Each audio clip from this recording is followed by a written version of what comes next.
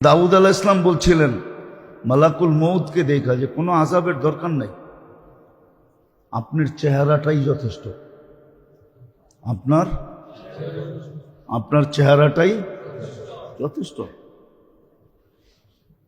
আপনার চেহারাটা এরকম ভয়ঙ্কর, আসল রূপটা এটা দেখলেই যথেষ্ট, এটা দেখলেই। কেননা দাউদ আলাইহিস সালাম নিজেই বেহুশ হয়ে গেছেন, এক নজরের পরে দুই নজর দেখতে পারেন না, বেহুশ হয়ে গেছে। ফাগাশিয়া দাউদ, উনি বেহুশ হয়ে গেছেন। মালাকুল মউত আল্লাহর কাছে বইলা ওনাকে হুশে আনছেন, বলছেন নাইলে কিয়ামত পর্যন্ত হুশে আসবে না।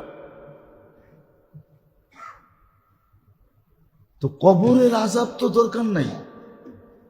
এই গুটগুটে অন্ধকার আর এই সংকীর্ণ জায়গাটায় যদি আপনার রুটা ফেরত দিয়া দেয়, আর যদি আল্লাহ বলে এই অবস্থায় কিয়ামত পর্যন্ত থাক, তাইলেই তো যথেষ্ট।